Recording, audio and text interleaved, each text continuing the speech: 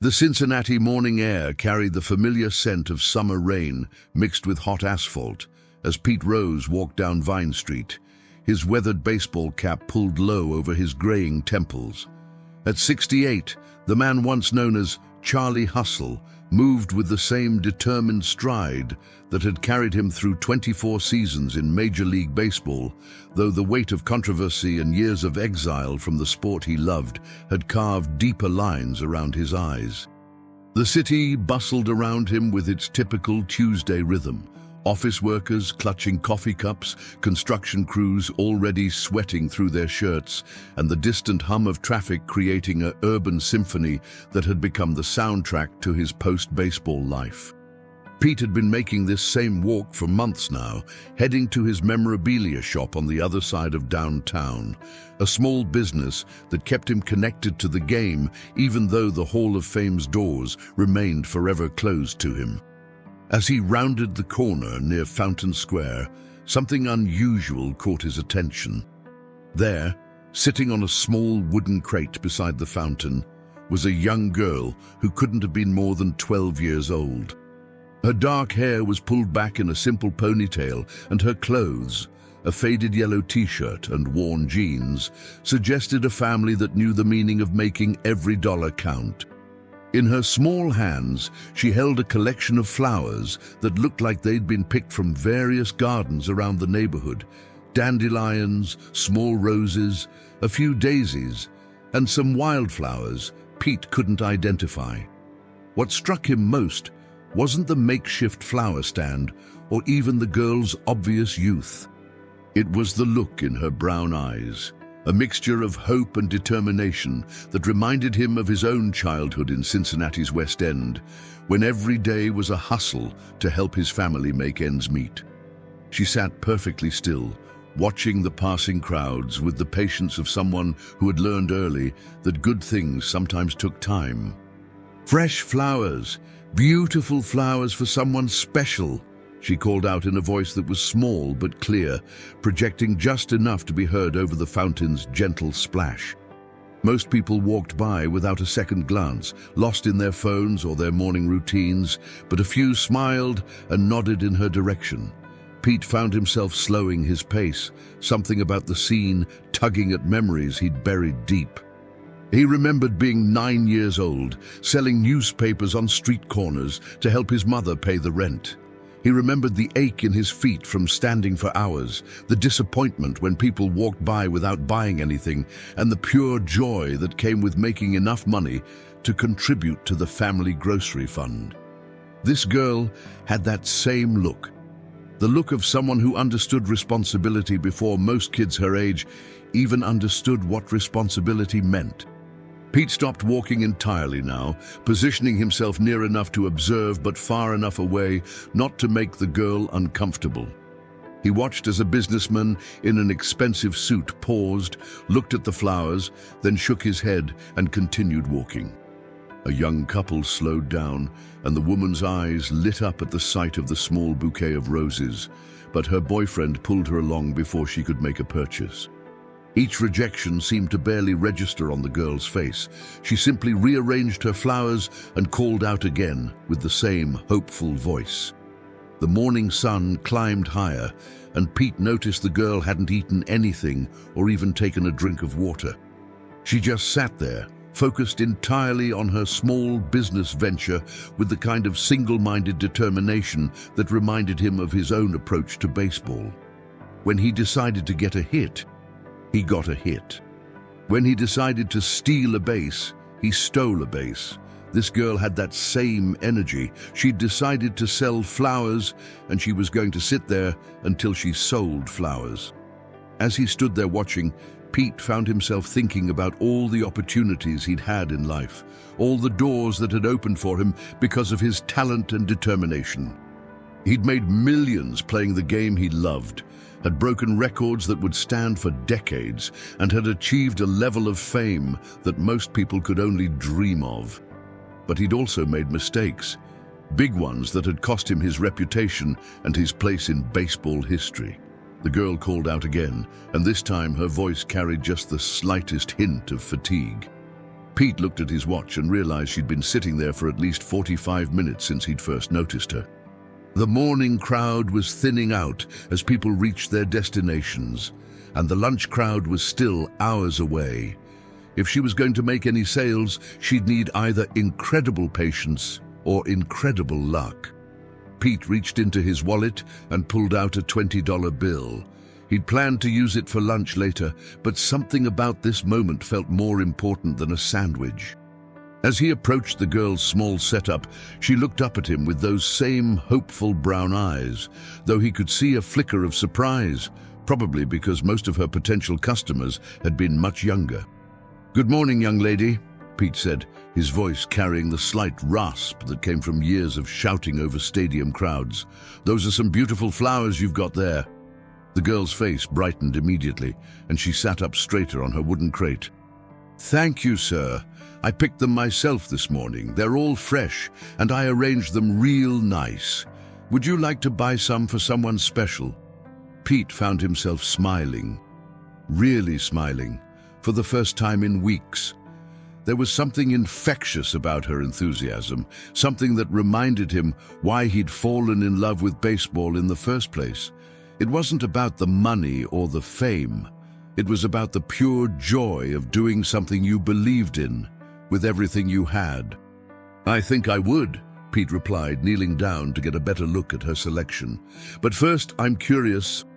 What's your name, and what made you decide to sell flowers today?"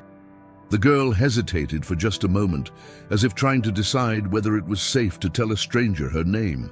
Then, her natural openness won out. "My name is Maria Santos, and I'm selling flowers because my mama needs help with the rent money. She works real hard at the hotel downtown, cleaning rooms, but sometimes it's not enough. I thought maybe if I could make some extra money it would help." Pete felt something tighten in his chest. The honesty in her voice, the matter-of-fact way she talked about helping her mother, it hit him harder than he'd expected. He thought about his own mother, working double shifts at the restaurant when he was growing up, never complaining, but always worried about making ends meet. He thought about all the times he'd wished he could do something more to help, and how baseball had eventually given him the chance to take care of his family in ways he'd never imagined possible. "That's very thoughtful of you, Maria," Pete said softly. "Your mother is lucky to have such a caring daughter. How much are you asking for the flowers?" Maria's eyes lit up again. "Well, the small bunches are $3 and the bigger ones are $5. But if you want to buy a lot, I could give you a good deal." Pete looked at the flowers again, noting how carefully she'd arranged each bunch, how she'd tried to balance colors and sizes to make them as attractive as possible. Even at 12 years old, Maria understood presentation and customer service in ways that many adult business owners never mastered. "Tell you what," Pete said, standing up and pulling the $20 bill from his wallet. "Why don't you give me 2 of your nicest bouquets and you keep the change?" Maria's eyes widened, and for a moment she seemed speechless. "But sir, that's too much. The 2 bouquets would only be $10, maybe 12 if you want the really big ones. I can't take all that extra money." Pete was impressed by her honesty. Many people, especially those in desperate financial situations, would have taken the money without question. But Maria had been raised with values that ran deeper than immediate need. "Maria," Pete said gently, "sometimes in life, when you work really hard and put your heart into something, good things happen. You've been sitting here all morning, and you deserve to be rewarded for your dedication. Besides, I have a feeling these flowers are going to bring a lot of joy to some very special people." As Maria carefully selected 2 of her best bouquets, Pete found himself thinking about the direction his life had taken. For years, he'd been focused on his own problems, the gambling scandal, the ban from baseball, the constant media attention and criticism. He'd become so wrapped up in his own struggles that he'd forgotten about the simple pleasure of helping someone else, especially someone who reminded him of his younger self. "Here you go, sir," Maria said, handing him the flowers with a smile that could have powered the entire fountain. Thank you so much. This is going to help my mama a lot." Pete took the flowers and felt their weight, not just the physical weight, but the emotional weight of what they represented. A young girl's love for her mother, her willingness to spend her summer morning trying to help, her determination to make something good happen through honest work. "Maria," Pete said as he prepared to leave, "can I ask you something? Do you do this often? Sell flowers, I mean?" She shook her head. "No, sir. This is my first time. I just thought of it yesterday when I saw all the pretty flowers in the neighborhood. I figured maybe people would want to buy them for their wives or girlfriends or mothers." Pete nodded, impressed once again by her entrepreneurial instinct. "Well, you're doing a great job. Keep it up, and I have a feeling you're going to do very well for yourself." As Pete walked away, he turned back once to see Maria waving enthusiastically, her remaining flowers arranged proudly beside her. The encounter had lasted less than 10 minutes, but it had stirred something in him that had been dormant for far too long. For the first time in years, he felt like he had the power to make a real difference in someone's life, not through signing autographs or selling memorabilia, but through simple human kindness. The rest of his walk to the shop passed in a blur of thoughts and memories. By the time he reached his destination, Pete had made a decision that would change both his life and Maria's in ways neither of them could have imagined. Pete Rose spent the entire day at his memorabilia shop thinking about Maria Santos. Between signing baseballs for tourists and posing for photos with visiting baseball fans, his mind kept drifting back to the young girl sitting by the fountain with her homemade flower stand. Every interaction with a customer reminded him of the stark contrast between his comfortable life and the reality Maria was facing. A 12-year-old trying to help her mother make rent money by selling flowers she'd picked from neighborhood gardens. As the afternoon wore on, Pete found himself making mental calculations. If Maria had sold all her flowers at the prices she'd quoted, she might have made $30 or $40, assuming she found customers for everything. That would barely make a dent in a monthly rent payment, but for a 12-year-old girl, it represented hours of work and hope. The thought of her sitting there alone, calling out to indifferent strangers while her mother worked double shifts cleaning hotel rooms, bothered him more than he cared to admit. When closing time arrived, Pete locked up the shop and headed back toward Fountain Square, half hoping and half expecting to find Maria still there. The evening crowd was different from the morning rush. More families, more people with time to stop and look around. But when he reached the fountain, the wooden crate was gone, and there was no sign of Maria or her flowers. Pete stood there for a moment, wondering if he'd imagined the entire encounter. But the two small bouquets sitting on his kitchen counter at home proved it had been real. He'd given one to Mrs. Patterson, his elderly neighbor, and kept the other for himself, something he'd never done before. The simple act of receiving those flowers had reminded him of what it felt like to be surprised by kindness. That evening, Pete made some phone calls. He started with Tony Perez, his old teammate from the Big Red Machine days, who now worked in the Reds front office. Then he called some of his contacts in the local business community, people who'd remained friendly despite his controversial past. By the time he went to bed, the outline of an idea had begun to form in his mind. The next morning, Pete arrived at Fountain Square an hour earlier than his usual routine. He wanted to see if Maria would return, and if she did, he wanted to be there when she set up her flower stand. The morning was cooler than the day before, with a light breeze that carried the scent of the Ohio River and the promise of rain later in the day.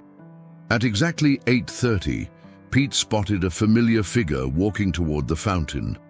Maria carried the same wooden crate, but today she had a small cooler with her as well. She'd learned from her first day of business and come prepared with water and probably a snack. Pete watched from a distance as she set up her display, noting that she'd brought different flowers, some that looked store-bought, mixed with others that were clearly picked from gardens and vacant lots around the city.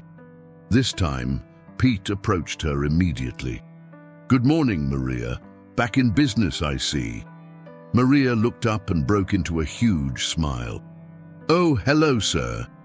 Yes, I decided to try again today. Yesterday was good. I made $27 after you bought those flowers. My mama was so surprised when I gave her the money, she almost cried." Pete felt that familiar tightening in his chest. $27. For most people, that was lunch money or the cost of a movie ticket. For Maria and her mother, it represented hope and dignity and the belief that hard work could make a difference. "That's wonderful, Maria. I'm proud of you for sticking with it. Listen, I was wondering, would you be interested in learning more about running a business? I mean, really learning about it, not just sitting here and hoping people buy your flowers?" Maria's eyes lit up with curiosity. "What do you mean, sir?" Pete sat down on the edge of the fountain, bringing himself to her eye level. "Well, what if we could figure out a way to help you sell more flowers? What if we could find better locations, or better flowers, or better ways to let people know about your business?" "You'd really help me do that?" Maria asked, her voice filled with wonder. "I'd like to try," Pete replied, "but first I need to know more about your situation. Is it okay if I ask you some questions?" Maria nodded eagerly, and Pete began to understand the full scope of what she and her mother were facing. Maria's mother, Carmen Santos, had immigrated from El Salvador 12 years ago, shortly before Maria was born. She worked as a hotel housekeeper downtown, making $12 an hour when she could get full-time hours, which wasn't always guaranteed. They lived in a small apartment in the West End, the same neighborhood where Pete had grown up, though it had changed significantly since his childhood. Carmen worked 6 days a week when possible, but the hotel business was unpredictable. Some weeks she'd get 40 hours, other weeks only 25. During slow tourist seasons, she might go several days without work at all. They had no family nearby, no safety net except Carmen's determination and Maria's growing awareness that she could help if she found a way. "My mama never complains," Maria said as she rearranged her flowers. "But I hear her on the phone sometimes, talking to the landlord or the electric company, asking for more time to pay. I thought if I could make some money too, maybe she wouldn't have to worry so much." Pete found himself thinking about his own mother again, remembering the conversations he'd overheard as a child, the same worried phone calls, the same careful budgeting, the same pride that kept her from asking for help even when help was desperately needed. The parallels between his childhood and Maria's current situation were impossible to ignore. "Maria," Pete said carefully, "would you be okay with me meeting your mother? I'd like to talk to her about some ideas I have for helping your flower business grow." Maria hesitated, and Pete could see the wheels turning in her young mind.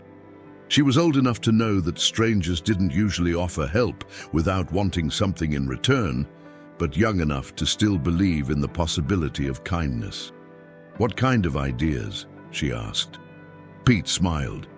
"Well, for starters, what if instead of sitting in one spot hoping people will walk by, we found ways to take your flowers to where the customers already are? What if we could get better flowers, maybe even grow some of our own? What if we could teach you about marketing and customer service and all the things that successful business owners know?" As Pete talked, he could see Maria's excitement building. But he could also see the careful consideration in her eyes, the same look he'd had as a young player when coaches promised him opportunities that seemed too good to be true. "Why would you want to help me?" Maria asked finally. "You don't even know me." It was a fair question, and Pete realized he owed her an honest answer. "Maria, when I was about your age, I was in a situation a lot like yours. My family needed money, and I did whatever I could to help. I sold newspapers, I shined shoes, I did odd jobs around the neighborhood. I know what it feels like to worry about whether there's going to be enough money for rent and groceries." He paused, watching her face carefully. "I was lucky enough to be good at baseball, and that gave me opportunities to take care of my family and build a good life. But not everyone gets that kind of luck. Sometimes, though, people who've been lucky have a chance to help others create their own opportunities. That's what I'd like to do for you." Maria was quiet for a long moment, processing what Pete had said. Finally, she nodded. "I think my mama would like to meet you. She's always telling me to be careful of strangers, but she also says that sometimes good people come into your life when you need them most." Pete felt a warmth spread through his chest that had nothing to do with the morning sun. When would be a good time to meet her?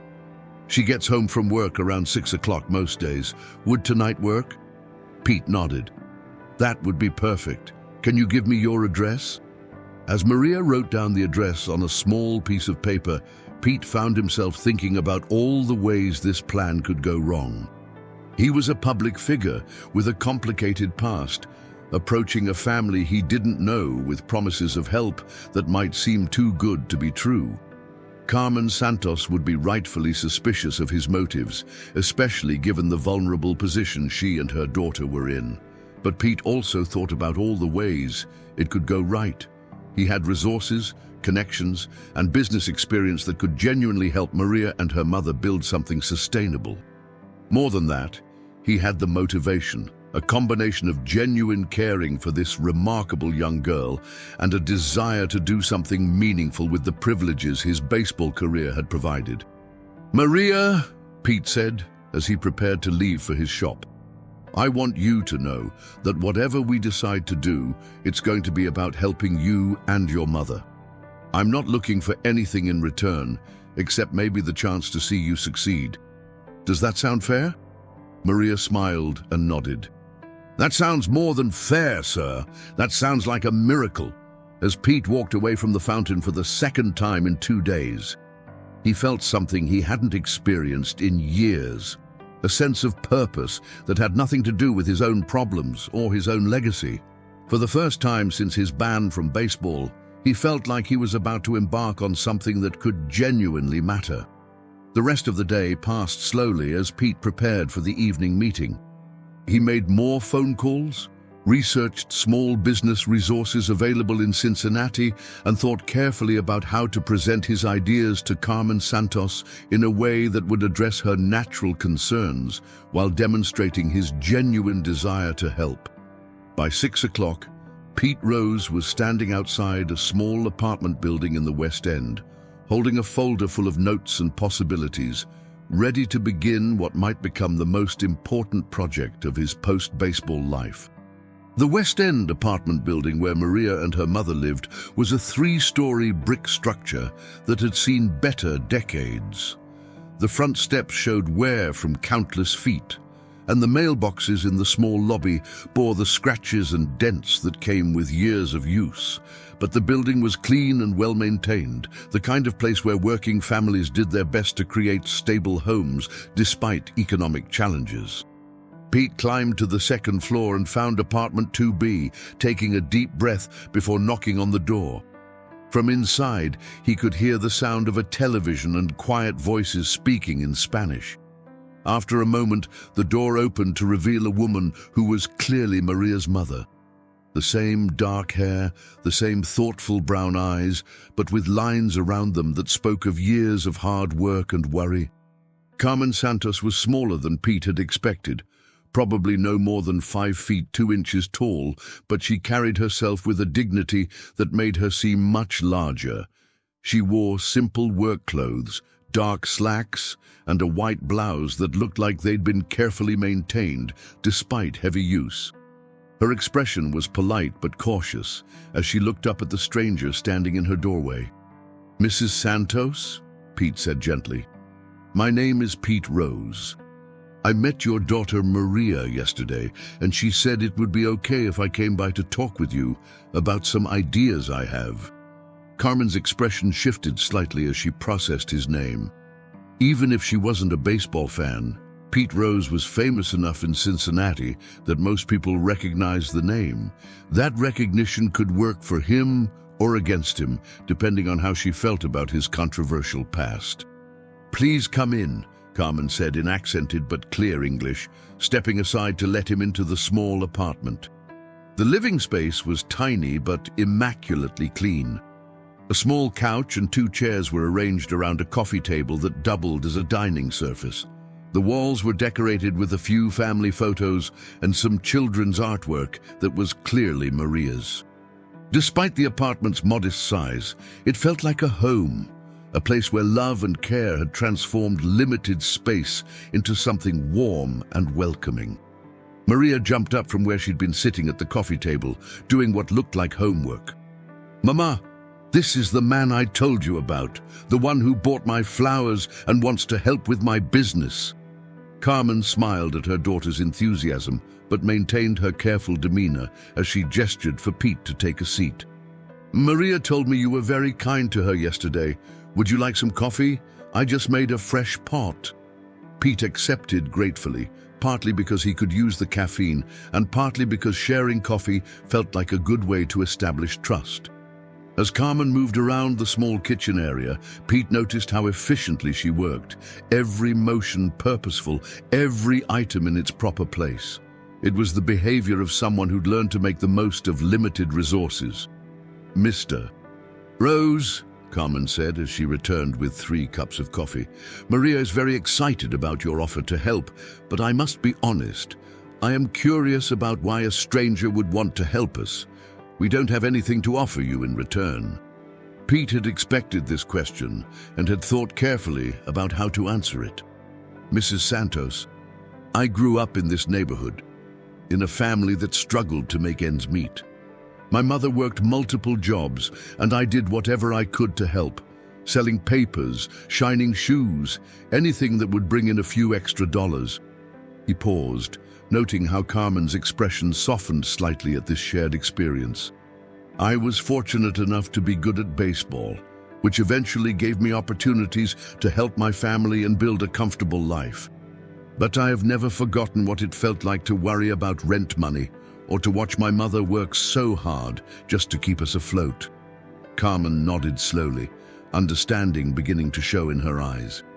"Yesterday, when I saw Maria sitting by the fountain with her flowers, working so hard to help you, it reminded me of myself at that age.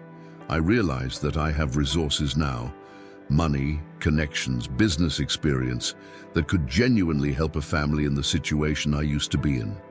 I'm not looking for anything in return except maybe the satisfaction of seeing Maria succeed." "And what exactly are you proposing?" Carmen asked, her voice still careful but less guarded than before. Pete opened the folder he'd brought and spread some papers on the coffee table. "I've been thinking about this since yesterday, and I've identified several ways we could help Maria's flower business grow into something that could provide real income for your family." He pointed to the first page, which contained a rough business plan. "First, instead of having Maria sit in one location hoping customers will find her, we could identify high traffic areas around the city where she could set up. Office buildings during lunch hours, hospitals where people visit sick relatives, churches after Sunday services, places where people are already in the mindset to buy flowers." Carmen leaned forward, studying the list Pete had compiled. "This makes sense. But how would we get permission to sell in these places?"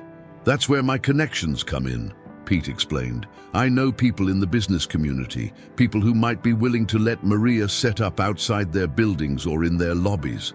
I can make those introductions and help negotiate arrangements." He turned to the next page.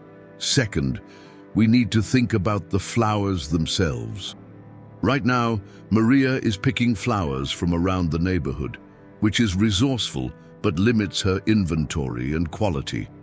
What if we could arrange for her to buy flowers wholesale from suppliers? Or even better, what if we could find space where she could grow her own flowers?" Maria's eyes lit up at this suggestion. "I could grow my own flowers? Like a real garden?" Pete smiled at her enthusiasm. "Maybe not immediately, but it's something we could work toward. For now, I've contacted a few wholesale flower suppliers who might be willing to work with us on pricing, especially if they understand we're helping a young entrepreneur get started. Carmen was studying the papers intently now, and Pete could see her mind working through the possibilities. What about the legal aspects? Permits, taxes, that sort of thing? Great question, Pete replied, impressed by her business sense. I've already talked to a friend who's an accountant, and he's willing to help us set up everything properly. Business license, tax ID number, all the paperwork that needs to be done. He'll do it for free as a favor to me. Pete turned to the final page in his folder. But here's the most important part. This has to be Maria's business, not mine. I want to help her learn about entrepreneurship, customer service, marketing, financial management, all the skills she'll need to run her own business successfully. The goal is to give her knowledge and opportunities, not to create dependence. Carmen was quiet for a long moment, looking back and forth between the papers and her daughter's excited face. Finally, she spoke. Mr. Rose, this is very generous, but I have to ask, what happens if you change your mind? What happens if you decide this is too much work or too expensive, or if you just lose interest? Maria would be devastated, and we would be worse off than we are now. It was exactly the right question to ask, and Pete respected Carmen even more for asking it. She was protecting her daughter while still considering the possibilities he was offering. Mrs. Santos, Pete said seriously, I understand your concern, and I want to give you an honest answer.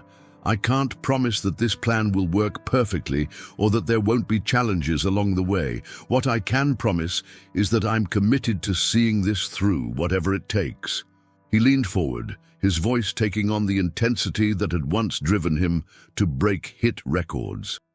I've been thinking about my legacy a lot lately, what I want to be remembered for, beyond baseball. Helping Maria build something meaningful, helping your family create better opportunities, that feels more important to me right now than anything else I could be doing with my time and resources. Carmen looked at Maria, who was practically vibrating with excitement, then back at Pete. If we agree to try this, what would be the first step? Pete smiled, feeling the same rush of anticipation he'd once felt stepping into the batter's box in crucial moments. The first step would be for Maria and me to spend some time together, planning out her business strategy. We'd visit some potential locations, meet with suppliers, maybe even practice her sales pitch. Then, once we have a solid plan, we'd start small. Maybe 1 or 2 locations to test everything out before expanding. And I'd learn about all the business stuff? Maria asked eagerly. Everything, Pete confirmed. By the time we're done, you'll know more about running a business than most adults. You'll understand budgeting, marketing, customer relations, inventory management, all of it. Carmen stood up and walked to the small window that looked out over the neighborhood. Pete could see her weighing the risks against the opportunities, considering what this could mean for her daughter's future. After what felt like an eternity, Carmen turned back to face them. Mr. Rose, Maria has talked about nothing else since she came home yesterday. She's never been this excited about anything, not even Christmas morning. If you're truly willing to help her learn and grow, and if you promise to be patient with both of us as we figure this out, then I think we should try. Maria let out a small squeal of excitement and jumped up to hug her mother. Pete felt that familiar warmth in his chest, the same feeling he'd had when he'd gotten his first major league hit, or when he'd broken Ty Cobb's record. There's one more thing, Pete said as the excitement settled down. I want to be completely transparent about who I am and why I'm in a position to help. Maria, your mother probably knows this, but I used to be a professional baseball player. I was pretty successful, which is how I have the resources to help with this project. But I also made some mistakes that got me in trouble with baseball, which is why I'm not in the Hall of Fame, like some people think I should be. Maria looked confused, but Carmen nodded in understanding. The point is, Pete continued, I know what it's like to have opportunities and to make the most of them, but I also know what it's like to make mistakes and have to live with the consequences. What I'm hoping is that I can help you create opportunities without the mistakes." Carmen extended her hand to Pete. "Mr. Rose, I think this could be very good for Maria. When would you like to start?" Pete shook her hand, sealing what felt like the most important business deal of his life. "How about tomorrow morning? Maria, if you want to meet me at the fountain at 9 o'clock, we can start planning your empire." As Pete prepared to leave, Maria hugged him impulsively. "Thank you, Mr. Rose. I promise I'll work really hard and learn everything you want to teach me." Pete hugged her back, feeling something shift inside him. For the first time in years, he had a purpose that extended far beyond his own concerns. He was about to help a remarkable young girl build something that could change her family's life forever. Walking back to his car, Pete looked up at the apartment building one more time. In a few short days, his morning routine had been completely transformed. Instead of walking to his memorabilia shop focused on his own problems, he would be working with Maria Santos to build something meaningful, something that could give her the same kind of opportunities that baseball had once given him. The next phase of both their lives was about to begin. 3 weeks into their partnership, Pete Rose found himself experiencing something he hadn't felt since his playing days. The thrill of being part of a team working toward a common goal. Every morning at 9 o'clock sharp, he would meet Maria at Fountain Square, and together they would embark on what had become a fascinating education for both of them. Maria had proven to be an exceptional student. She absorbed information about business with the same intensity that Pete had once brought to studying opposing pitchers. She carried a small notebook everywhere, filling it with observations about customer behavior, notes about which flower arrangements sold best, and questions about concepts she didn't fully understand yet. Their first major breakthrough had come during the second week, when Pete's friend Jimmy Castellanos, who managed a large office building downtown, had agreed to let Maria set up a small flower stand in the lobby during lunch hours. The location was perfect. Hundreds of office workers passed through every day, many of them looking for small gifts to brighten someone's day or apologetic offerings to smooth over workplace tensions. "Remember," Pete coached as Maria arranged her flowers on the small table Jimmy had provided, "eye contact, genuine smile, and always be ready to suggest why someone might want flowers. Don't just wait for them to figure it out on their own." Maria nodded seriously, adjusting her display one more time. She'd grown more sophisticated in her presentation over the past few weeks. The flowers were now professionally arranged, purchased from a wholesale supplier Pete had connected her with. She'd learned to balance colors and textures, to create arrangements that caught the eye from across a lobby, and to price everything clearly so customers wouldn't have to ask. "Good afternoon," Maria called out as a well-dressed businessman approached. "Beautiful flowers for someone special? These roses just came in this morning and they're perfect for brightening up someone's office." The man paused exactly as Pete had predicted he would. "Actually," he said, looking at the roses, "my assistant has been working really hard on a big project. Do you think she'd like some flowers?" "I think any woman would love to receive flowers at work," Maria replied confidently. "It shows that someone noticed her hard work and wanted to do something nice. These yellow roses would be perfect. They're cheerful and professional at the same time." Pete watched with pride as Maria made the sale, wrapped the flowers in colorful paper, and handed them to the customer with a genuine smile and a sincere, "I hope she loves them." It was exactly the kind of interaction they'd practiced, but seeing her execute it naturally with a real customer filled him with the same satisfaction he'd once felt watching a perfectly executed double play. By the end of that first week in the office building, Maria had sold over $200 worth of flowers. After accounting for the wholesale cost of the flowers and a small fee to the building management, she'd netted nearly $150, more than her mother made in a full day of housekeeping. Mr. Rose, Maria said as they walked home that Friday evening, I can't believe people really want to buy this many flowers. I thought maybe a few people would buy some, but this is amazing. Pete smiled, remembering his own amazement the first time he'd gotten a professional paycheck. Maria, what you're learning is something that a lot of adult business owners never figure out. If you provide something people genuinely want or need, and you do it with quality and kindness, customers will find you. But the real breakthrough had come when Carmen had asked to join them for a planning session. She'd been watching her daughter's transformation with wonder and pride, but she'd also been thinking about how the family could build on this success. Mr. Rose, Carmen had said during their meeting in the apartment, Maria loves this work, and she's learning so much. But I've been thinking, what if this could become something bigger? What if we could find a way for me to be involved too? Pete had been hoping Carmen would eventually ask this question. He'd watched her studying Maria's daily reports, seen her helping with the flower arrangements in the evenings, and noticed how her eyes lit up when Maria described her successful sales interactions. What did you have in mind? Pete asked. Carmen took a deep breath, as if she'd been rehearsing this conversation. The hotel where I work. They have a gift shop, but it's very small and doesn't have fresh flowers. The guests are always asking the front desk where they can buy flowers for their wives or girlfriends, especially the business travelers who want to bring something home. What if we could convince the hotel manager to let us supply flowers for the gift shop? Pete felt that familiar excitement building.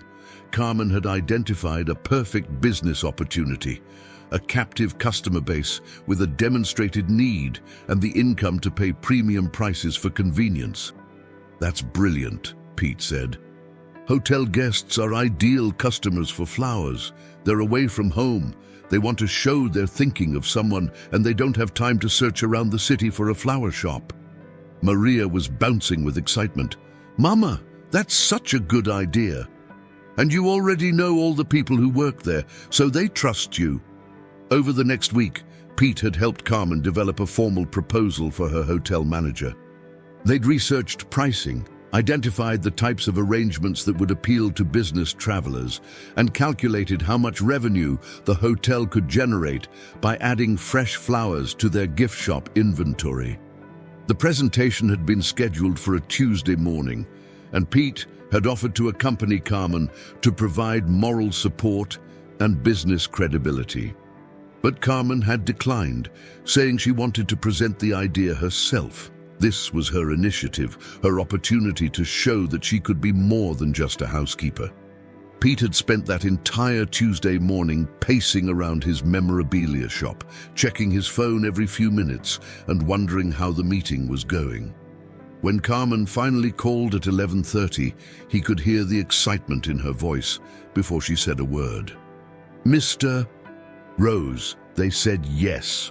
Not only do they want us to supply flowers for the gift shop, but the manager wants to talk about providing flowers for the hotel restaurant and maybe even for special events. Pete had actually shouted with joy, startling several customers who were browsing his baseball cards. The hotel contract would provide steady, reliable income for the Santos family, the kind of business foundation that could support Maria's education and give Carmen options beyond housekeeping work. But as exciting as the business success was, Pete found himself even more moved by the personal transformation he was witnessing. Maria had grown in confidence and maturity in ways that amazed him daily. She spoke to adults with poise, handled money responsibly, and had developed an intuitive understanding of customer service that many experienced business owners would envy. More than that, she'd begun to see possibilities for her future that extended far beyond her current circumstances. During their planning sessions, she talked about going to college, maybe studying business or marketing. She'd started reading business magazines that Pete brought her, asking thoughtful questions about concepts like profit margins and market research. Mr. Rose, Maria had said one afternoon as they walked between their various sales locations. "Do you think I could have my own business someday? I mean, a big business with employees and everything?" Pete had stopped walking and turned to look at her. "Maria, 3 weeks ago, you'd never sold anything to anyone. Today, you convinced a complete stranger to buy $50 worth of flowers for his wife's birthday, and you did it so naturally that he thanked you for helping him. Do I think you could run a big business? I think you could run whatever kind of business you set your mind to." The validation seemed to mean everything to her. Pete realized that beyond the practical business skills, what he was really giving Maria was something he'd taken for granted in his own youth, the belief that she could succeed at whatever she chose to pursue. Carmen's transformation had been equally remarkable. The woman, who had been cautiously polite during their first meeting, had become a confident business partner, full of ideas for expanding their operations and improving their service. She'd taken over the administrative aspects of the business, keeping detailed records, managing inventory, coordinating with suppliers, and had shown a natural aptitude for the work that impressed Pete tremendously. "You know," Pete had told her after watching her negotiate a better price with their flower supplier, "you're a natural businesswoman. Have you ever thought about getting formal business training?" Carmen had looked surprised by the suggestion. "I never finished high school, Mr. Rose. I had to start working when I came to this country." "That doesn't mean you can't learn now," Pete had replied. "There are community college programs for adult learners, business courses designed for people who are already working. What you've learned in 3 weeks of running this business shows you have all the natural ability. You just need some formal training to back it up." The idea had clearly intrigued Carmen, and Pete had made a mental note to research educational opportunities that might fit her schedule and situation. By the end of the 3rd week, their flower business had evolved into something that none of them had imagined when Pete first approached Maria by the fountain. They had 3 regular locations, a hotel contract worth several $100s per week, and a growing reputation among downtown office workers who had begun seeking out Maria specifically because they knew she'd help them choose the perfect flowers for any occasion. But Pete knew they were approaching a crucial juncture. Success brought new challenges: more inventory to manage, more complex scheduling, more sophisticated financial planning. They would need to decide whether to keep the business small and manageable or take the risks necessary to grow it into something that could provide real long-term financial security for the Santos family. The decision would ultimately be Maria's and Carmen's to make. But Pete was determined to give them all the information and support they needed to make the choice that was right for their family. As he locked up his memorabilia shop that Friday evening and headed home, Pete reflected on how much his own life had changed in 3 short weeks. For years, he'd been focused on his own legacy, his own reputation, his own place in baseball history. But watching Maria bloom into a confident young entrepreneur, seeing Carmen discover capabilities she'd never known she possessed, that felt more meaningful than any record he'd ever set on the baseball field. The best part was, they were just getting started. 6 months after their first meeting at Fountain Square, Pete Rose stood in the back of a crowded community center auditorium, watching Maria Santos address an audience of local business leaders, city officials, and media representatives. The 12-year-old girl, who had once sat quietly beside a fountain hoping someone would buy her homemade flower arrangements, was now confidently presenting the quarterly report for Santos Family Florals, the small business that had grown beyond anyone's expectations. "Our revenue for the 3rd quarter was $18,000, Maria announced, her voice clear and professional as she clicked through a PowerPoint presentation that she'd created herself. "We've expanded to 12 regular locations throughout downtown Cincinnati. We have contracts with 3 hotels and 2 office buildings, and we've hired 4 part-time employees from our neighborhood." Pete felt a surge of pride that was different from anything he'd experienced during his baseball career. Individual success, no matter how spectacular, couldn't compare to the satisfaction of watching someone else discover their own potential and then exceed it. The journey to this moment had been filled with challenges that had tested everyone involved. 3 months earlier, their rapid growth had created problems they hadn't anticipated. Managing inventory for 12 locations required sophisticated planning and coordination. The hotel contracts demanded consistent quality and reliable delivery schedules. The financial complexity of tracking expenses, calculating taxes and managing cash flow had grown beyond what Maria and Carmen could handle with their simple notebook system. Pete had found himself spending more and more time on the business, to the point where he'd effectively closed his memorabilia shop to focus entirely on helping the Santos family manage their success. It was during this period that an unexpected complication had arisen. Sarah Mitchell, an investigative reporter for the Cincinnati Enquirer, had been working on a feature story about youth entrepreneurship in the city when she'd stumbled across Santos Family Florals.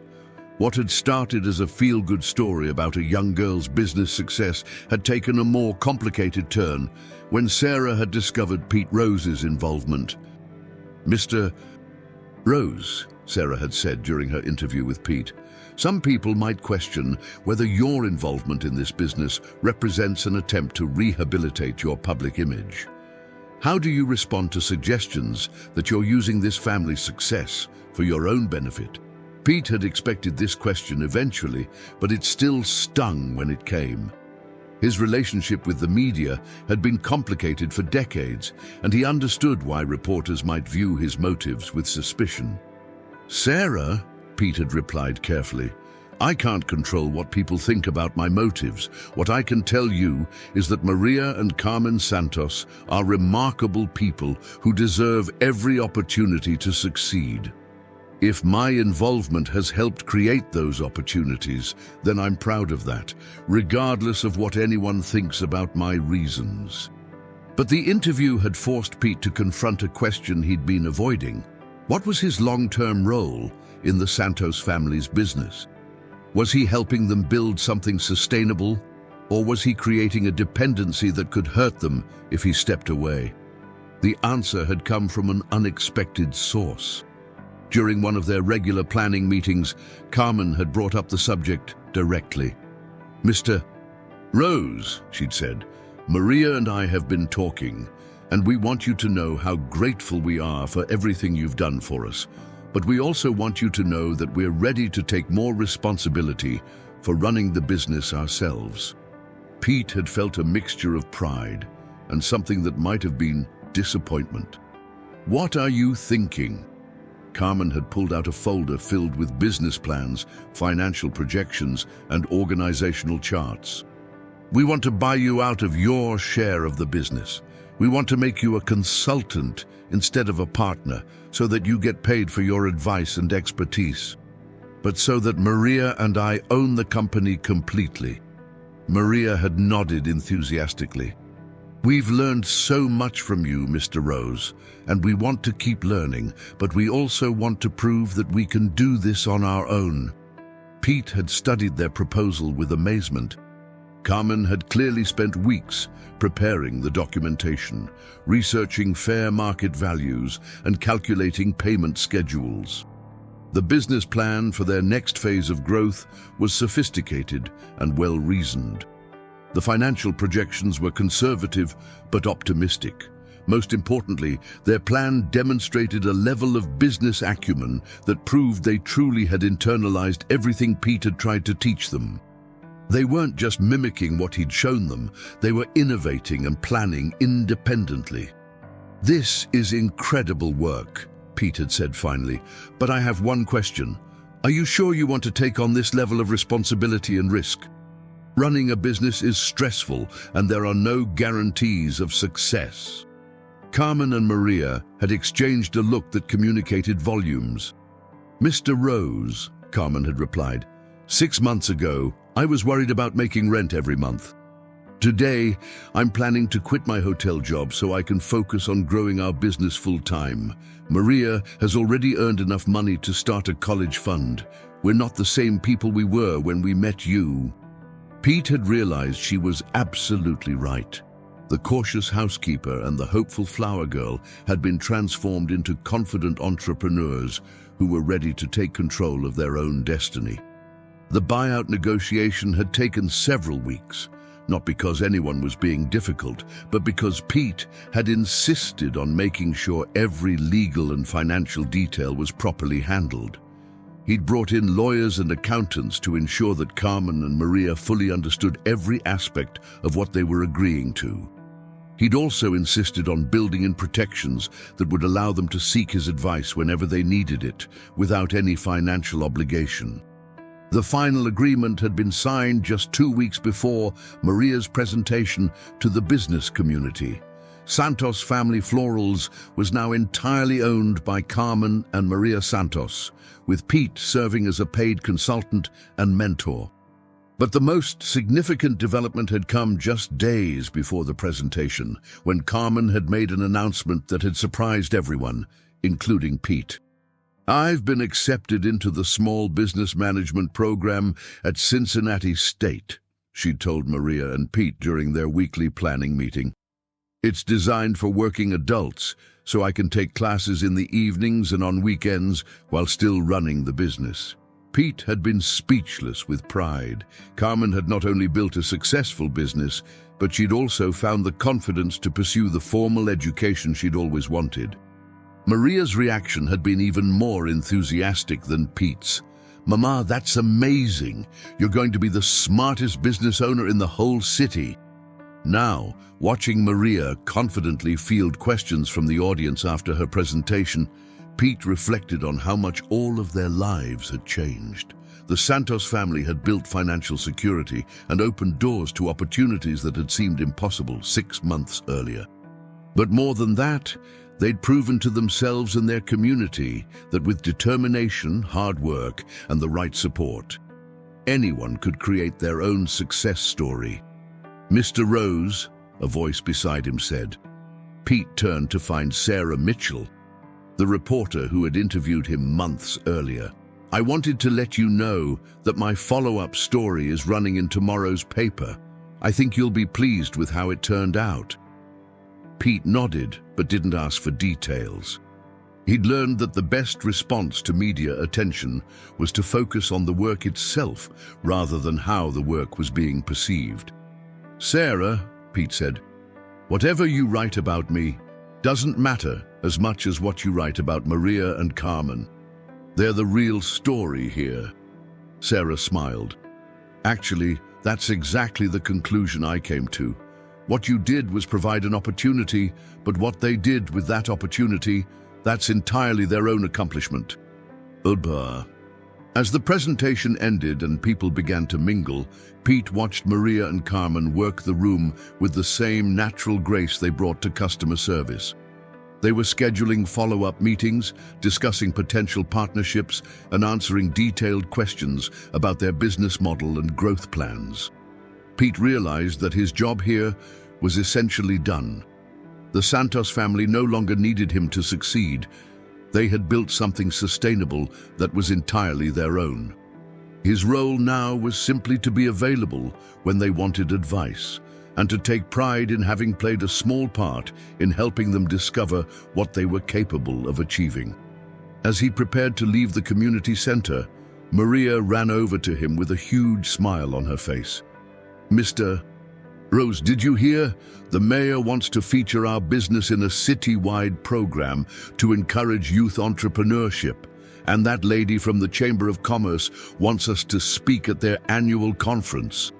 Pete hugged her, marveling at how much she'd grown in confidence and maturity over the past 6 months. "That's wonderful, Maria. You and your mother have built something really special here. We couldn't have done it without you," Maria said seriously. "You believed in us before we even believed in ourselves." Pete felt that familiar warmth in his chest, but this time it was tinged with something new, a sense of completion that he'd never experienced before.